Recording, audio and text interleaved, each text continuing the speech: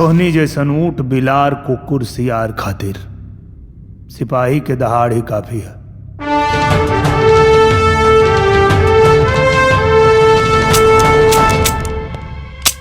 अरे क्या हुआ? अरे लगता है भैया गोली घर पे भूल गया मैं। शिट यार! बच्चा लोग बाहर जा। अरे हमारी मांगू का क्या होगा? अरे हम बानी ना, बच्चा लोग बाहर जा।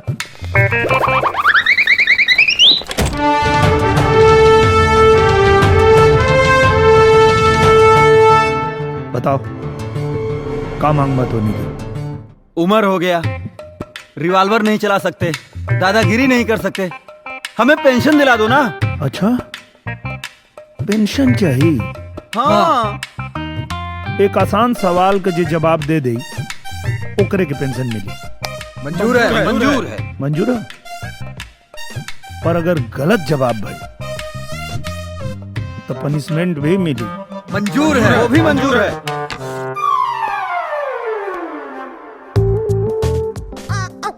तब पहला जवाब के दे? मैं। आजा।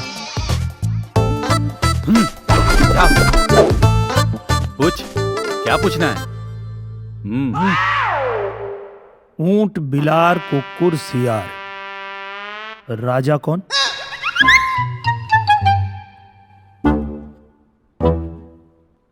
ऊंट। गलत जवाब। हाथ निकाल।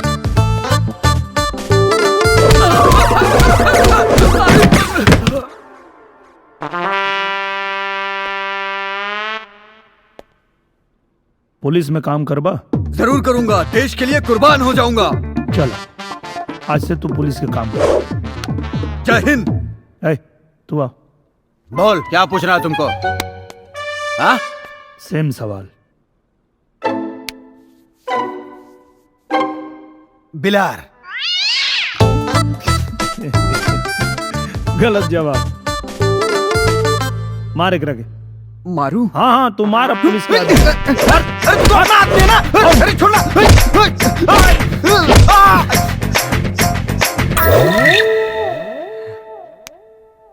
पेंशन चाहिए? जरूर। आजा भैया मैं।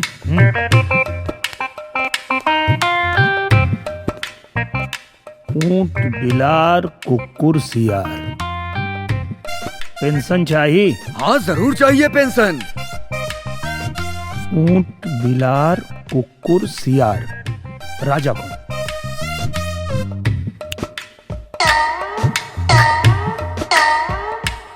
सियार। गलत जवाब। हाथ निकाल। निकाल।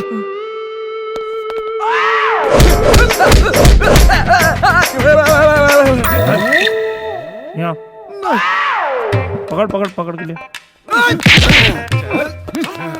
यहाँ बता। ऊंट बिलार कुकुर सियार राजा कौन? कुकुर।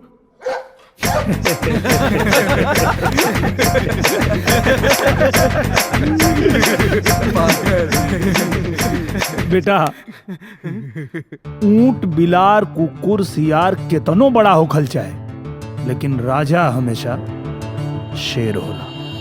गलत जवाब। एकरा के तब तक मारा लोग जब तक ही मूत न दे। अच्छा। मार मार मार।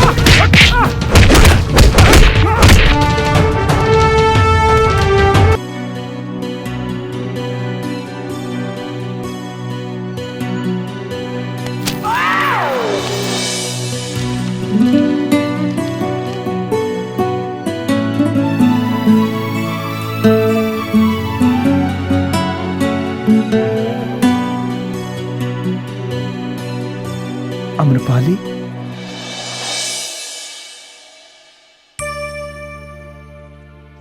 ऐसे काहे देखा तानी? तोरा होठवा से लाली टप टप टप कता मन करता कच्छ देना खाली। धत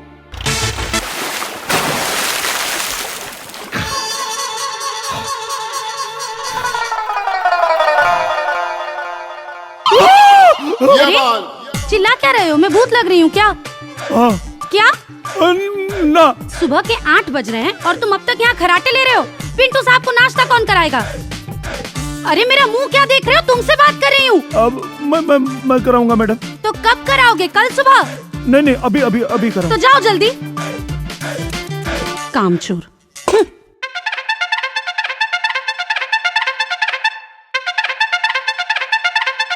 यादव, जी मैडम। दूध में चीनी बिल्कुल मत डालना। हनी डालना, हनी। पिंटू साहब को चीनी बिल्कुल नहीं पसंद है। अंडरस्टैंड? हाँ ओके।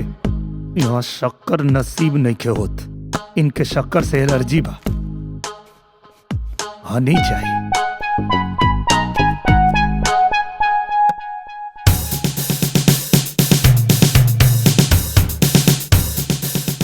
गुड मॉर्निंग पिंटू साहब।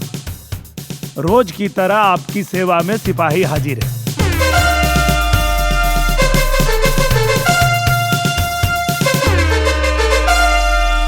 Who let the dogs out? Who let the dogs out? Who let the dogs out? Who let the dogs वाह, कितना अच्छा लगा था ना। हिंदुस्तान के वो जिम्मेदार सिपाही देश सेवा छोड़ के कुकुर सेवा में नियुक्त भइल बा। 10 किलोमीटर दौड़ लगा के, चना खा के, दूध पी के, मेहनत करके सिपाही बनी ई कुकुर के सेवा करे खातिर। अरे का भाई खिसियात क्या मानी? अरे कुकुर जे कह देला यही से और का। अच्छा सॉरी सर, सॉरी। यादव कहाँ है? मैडम जी तो मैदान करे गए बड़े। मैदान? वो देखी आओ तारे।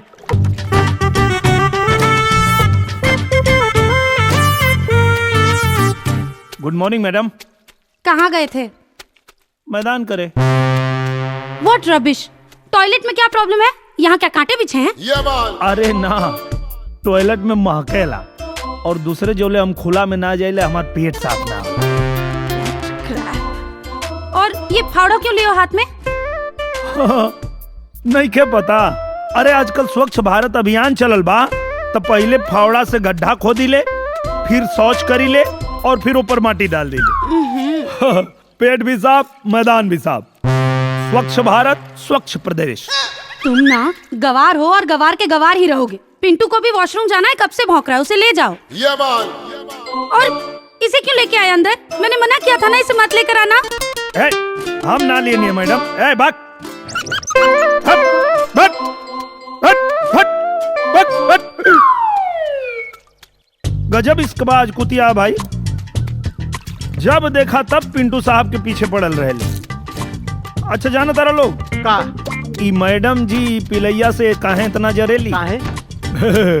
पिंटू पातर हो जाई हैं सब तिनिया के चक्कर में, पिंटू पातर हो जाई हैं। और सुना, जहां सोच वहीं शौचालय। अरे क्या हुआ? पिंटू क्यों भौंक रहा है? हाँ, मैडम हम का बताई, ई बीच सड़किया पर मैदान करे लगले हैं, तो हम मना कईनी है कि काहे बीच सड़क पे गंदगी फैलावता रहा, तनी साइड में जाके हगला। भारत स्वच्छता अभियान चलता, मंत्री जी नाराज हो जाई हैं, बस यही पर इनका पारा 7वां आसमान पे चढ़ गए। Shut up, dirty minded. क्या हो गया पिंटू? चुप हो जाओ बेबी। बड़का छिनरा बा, चुम्मा पाते चुप हो गई। क्या बड़बड़ा रहे हो? ना कुछ ना, मतलब ये कहत रहनी है कि चिंटू साहब एकदम शांत हो गए ने, बहुत जादू बा आपके चुम्मा में। अब चुपचाप पिंटू बेबी का ख्याल रखो। जी मैडम।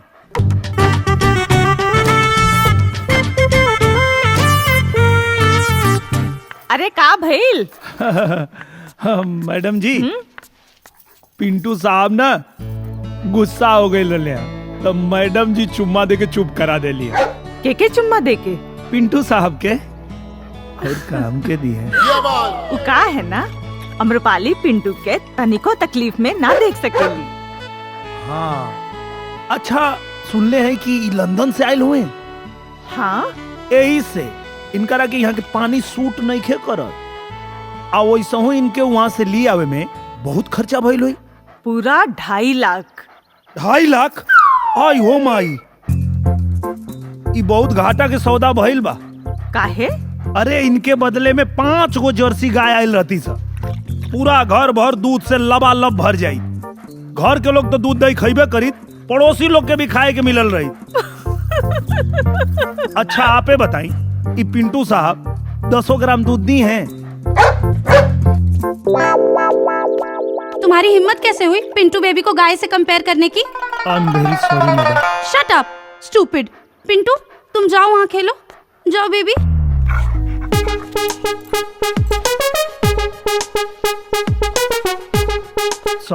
तुम ना सॉरी।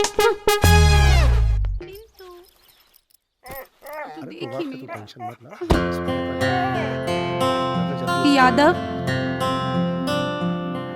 हम लोग 2 दिन के लिए बाहर जा रहे हैं। जी। 2 दिन तक मेरे पिंटू बेबी का अच्छे से ख्याल रखना। जी। और सुनो, अगर पिंटू के देख रेख में कोई भी कमी हुई ना तो समझ लो तुम। जी। पिंटू, पिंटू मुंह मत फेरो, यहाँ देखो ना। नाराज हो मुझसे? मैं 2 दिन में वापस आ जाऊंगी। I am going to miss you. By.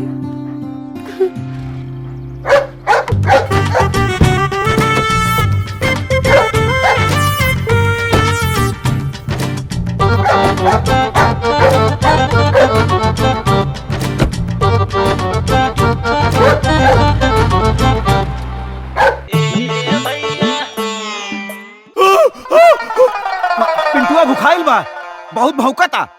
चला जल्दी से। इले पिंटुआ के महबूबा का भी फोन आ गई। ई तो हमार जियल हराम कह देले बा। चल, अरे चल चल चल पोजीशन। अरे चल पोजीशन लेता रे। पिंटुआ बुखाइल है, नाश्ता तैयार कर दे। चला। ये बाल ला पिंटू साहब, खा ले। अरे खा ले, करबे नाटक। अबे खो जा सर, खइबा तो खा ना तो मरब। का भइल हो यादव? अरे नवाब साहब खाते नहीं खनियार। फिर से खिसिया गए बड़े का? खिसियाइल नहीं खे सर, अपने महबूबा के हाथ से खई है। सर खइबा तो खा ना तो जा मर। ला इनका महबूबा के फोनो आ गई। जी जी मैडम। यादव, पिंटू क्या कर रहा है? उसने अभी तक नाश्ता किया कि नहीं? अब नहीं मैडम, पिंटू साहब नाश्ता सूंघ के हट गए, खा ही नहीं रहे हैं। हाँ तो इतना लेट नाश्ता दोगे तो क्या करेगा? पिंटू साहब को फोन दो। जी। हैं? पिंटू साहब के फोन दो? मैडम, पिंटू साहब कैसे फोन पकड़िए? स्पीकर ऑन करके उसके कान के पास ले जाओ। बतिया ला। पिंटू माय डार्लिंग, देखो गुस्सा नहीं करते हैं बाबू, प्लीज खाना खा लो, प्लीज खा लो।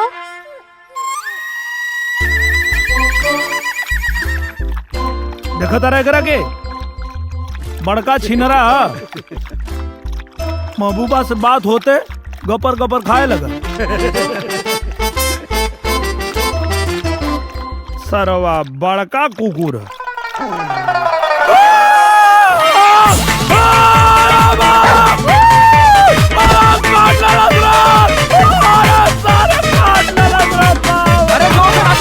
सब ठीक ठाक तो बा ना?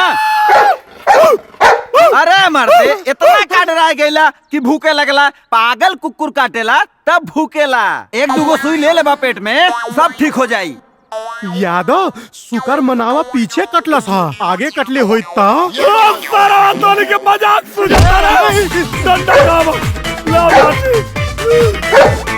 सॉरी पिंटू साहब, बहुत गलती काम कइले बाड़ा तू। मर जाई। अरे भैया ई का करता? एकदम ऐसा ही चुपचाप शांति से बैठा।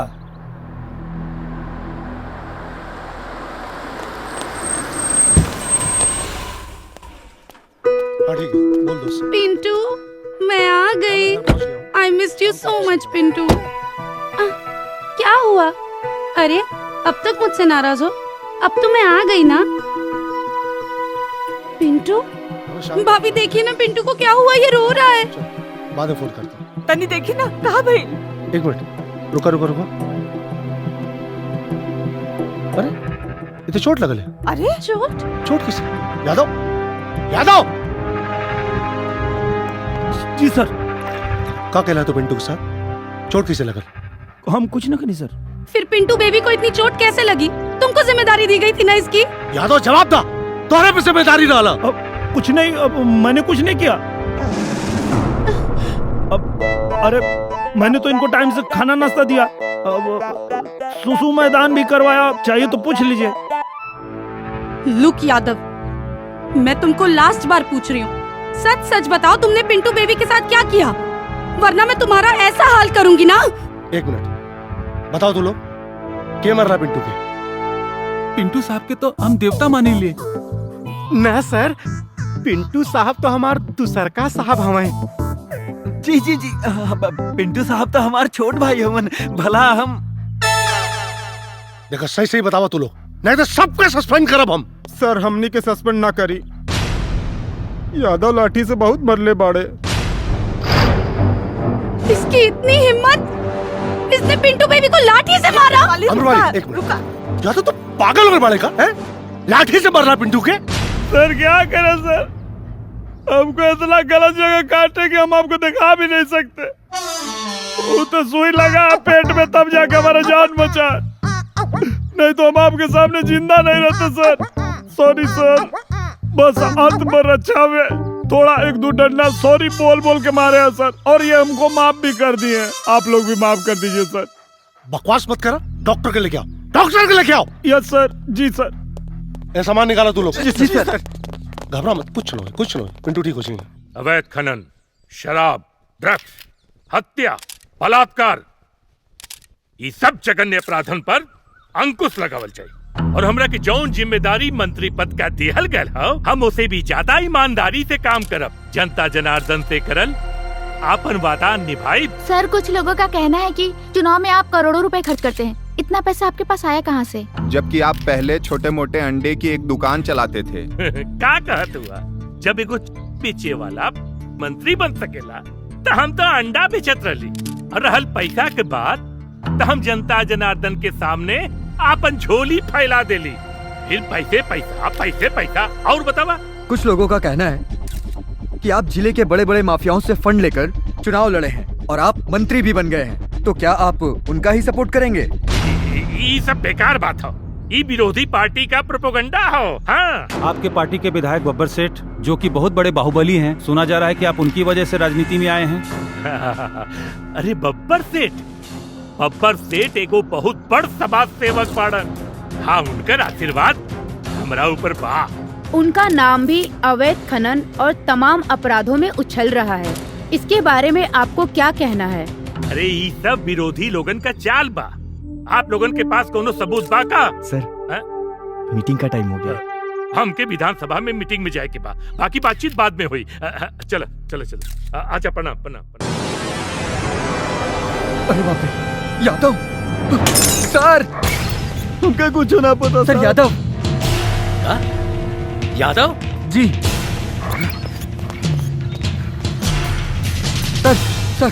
सर ऐसे रहे।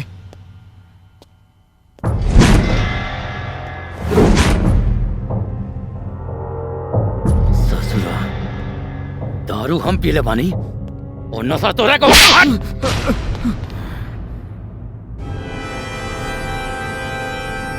सिपाही रे,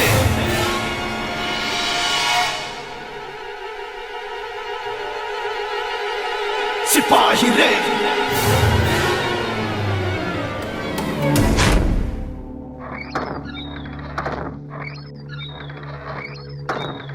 ये क्या होता?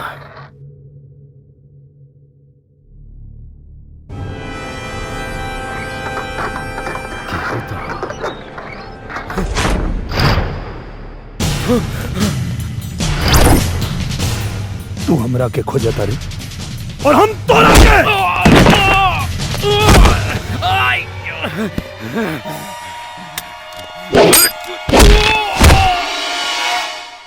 यादव, हमरा का माफ कर दे। हमसे बहुत बड़ा गलती हो गई। कैसे माफ कर दी? हाँ? आज एगो सच्चा सिपाही कानून तोड़े पे मजबूर हो गए। का गलती के लिए रनिया? माफ कर दे यादव। बताओ का कसूर रहे हमारे? ईमानदारी से ड्यूटी के लिए रन, ये कसूर रहे ना? माफ कर दे यादव। हमारा परिवार के का कसूर रहे? बोलना, बता। माफ कर दे। हमारा भाई के का कसूर रहे? हमारा भौजा के का कसूर रहे?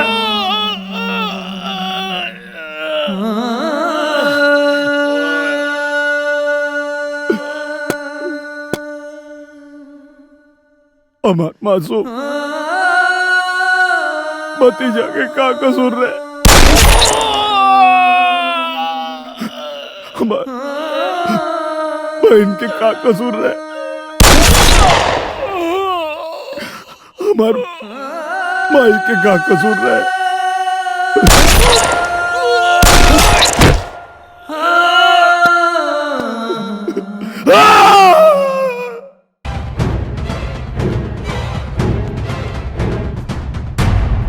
बब्बर सेठ,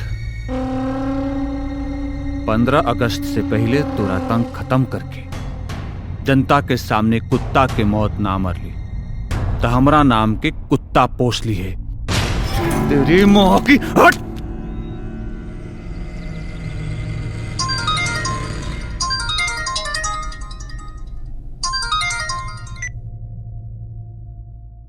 का बब्बर सेठ, कैसन लगल हमार तोहफा? बहुत अच्छा, बहुत अच्छा। बाकी एक बात याद रखिए, हमारा रिटर्न तोहफा तो के बहुत महंगा पड़ी। इतना जल्दी का बा? सब इकट्ठे दे दी है। बहुत जल्दी तोरा के एगो और तोहफा दे। तब तक के लिए बाय।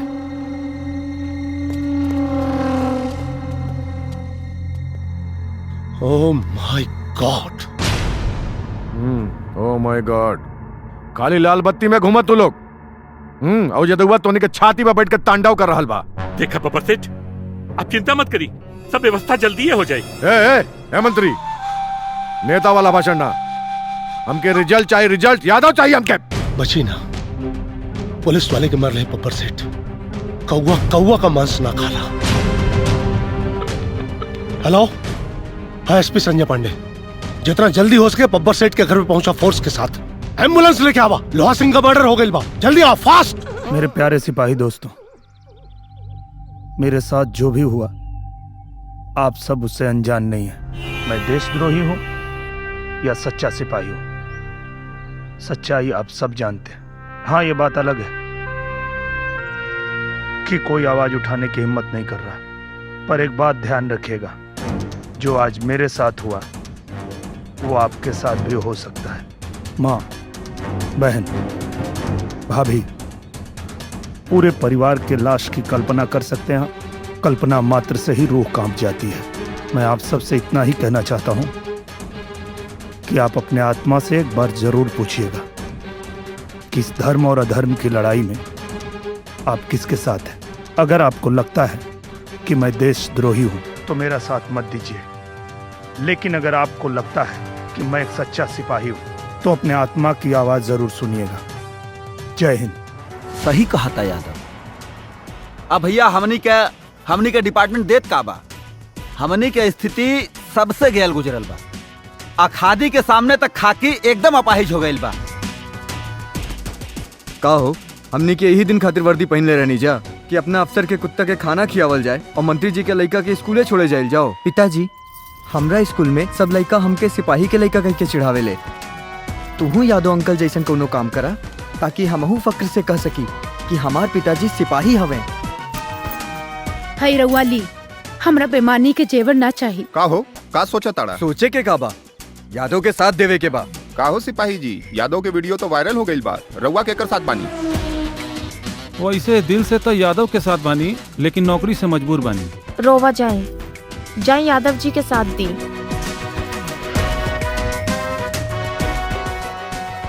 जाए यादव जी जैसन इज्जत कमाई। कुल खून के गर्मी कपार पे चढ़ गिल भाई करे। मन करता निकाल के चप्पल मारी जा चप्पल भाई। अब भैया का करी, हमारा का पता रही यादव। चुप। अब का करे के बा बताओ लोग। जेल जाए के पड़ी हैं? दोनों जने के जेल जाए के पड़ी और का? ए सुना, दहिया के चमड़वा निकलवा के भूसा भरवा दे भाई। हाँ, भूसा भरवा दे। जानवर काटत रहले ना, आदमी कटबा। अब इतना मुश्किल से तुहारी इमेज समाज में बनैले है, जेल न जेबे तो क्या करबा है? देखा एक बात बता दे, हम लोगन के सत्ता बा, हम लोग हई, तब पे तू बचल हुआ, हम लोग गईली ना तो चल जेबा। समझाई आप। मंत्री जी सही कहता रहे, जनता भड़क चुकल बा, ध्यान भटकावे खातिर जेल जाए जरूरी है। जब मामला शांत हो जाए रउआ लोग बाहर आ जाए, हम संभाल ले। रउआ लोग जाए। आओ यादव हीरो बन के घूमत आतवन। अरे हीरो के जीरो बनावे में तो हमार पीएचडी बा। एसटीएफ का गठन हो रहा बा। एनकाउंटर में इतना छितरा हुई ना कर कि पतो न चली कहाँ चल गई। रउआ लोग जाए। जेल चल जाए, जेल चल जाए, इस सुविधा छोड़ के जेल चल जाए। अरे महाराज, ये हवेली राउर घर है तो जेल समझ ली ससुराल बा, और राउर वहाँ सुरक्षा और सुख सुविधा खातिर आपन आदमी जेलर बा ना। टेंशन मत ली, चल जाए।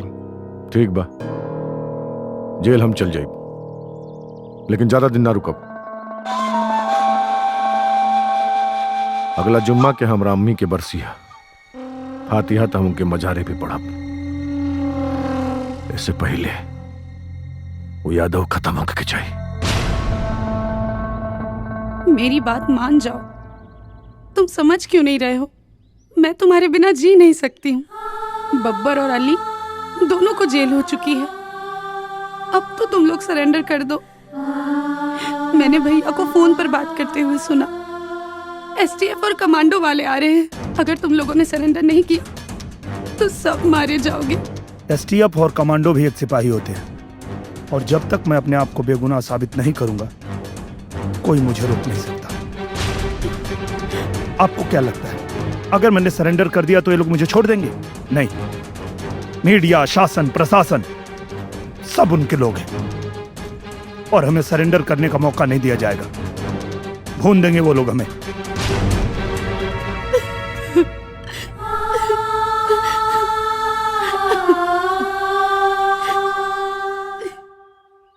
चिंता मत करो, मिशन पूरा करने से पहले मरूंगा नहीं मैं। जौन वीडियो के लिए कितना बवाल मचैले बड़ा लोगन, यादव कोनो युधिष्ठिर ना बड़न कि जौन कहियन सच कहियन। बब्बर सेठ के और उनके लड़का के जेल भेज दियल गइल बा, और वीडियो के जांच के लिए फोरेंसिक लैब भेज दियल गइल बा। हाँ बताइए आप एसपी साहब। देखिए, हमने यादव को सरेंडर करने का पूरा मौका दिया, लेकिन वो हमेशा भागता रहा। अब एसटीएफ का गठन हो गया है और यादव को देखते ही गोली मारने का ऑर्डर पास हो चुका है। रही बात उस वीडियो की, तो नेताजी एक ईमानदार जनप्रतिनिधि हैं और मैं एक रिस्पॉन्सिबल पुलिस ऑफिसर।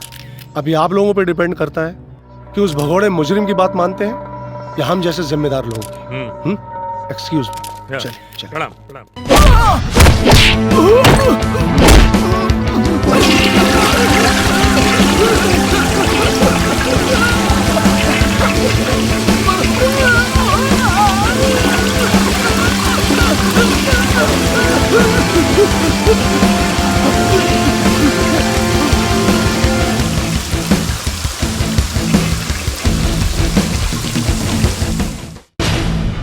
वाह, ब्यूटीफुल।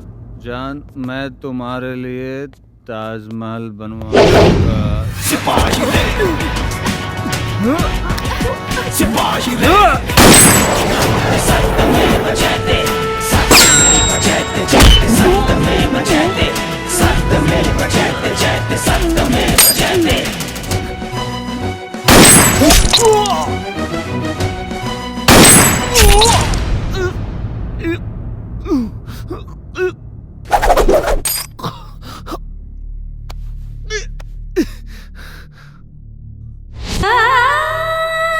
मार मत मार मत। मरिए मत। मरे से पहले तोरा के नपुंसक बनाई ताकि गलती से भी धरती पे दोबारा जन्म लेबे तो नपुंसक बन के पैदा होबे।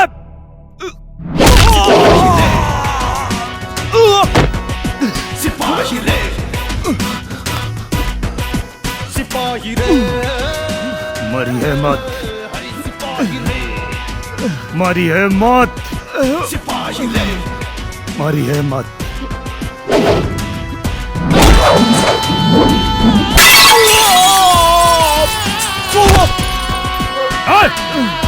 उठ उठ। तानी मार मत। मार मत।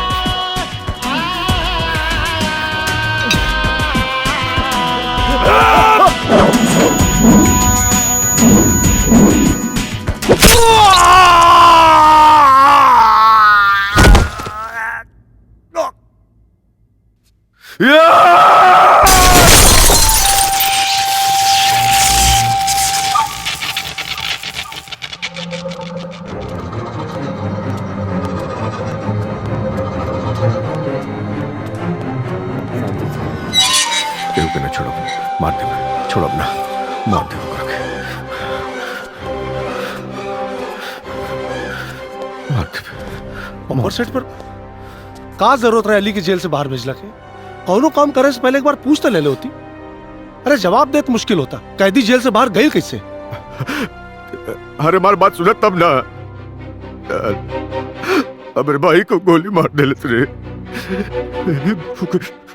वही दिन तो काबिल रही, लेकिन तू रोक ले ओके। बाबर सेठ, देखा वीडियो बहुत वायरल हो चुकल बा। अब वो जनता की नजर में हीरो बन गई बा।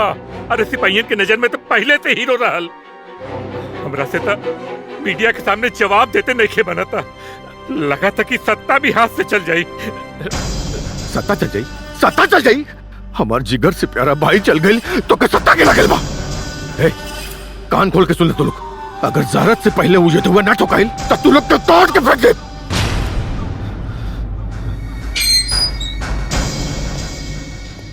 हाँ बोल। रउआ से कुछ बात करे के रहल। हाँ बोल। एसपी के बहन से यादव के चक्कर हा।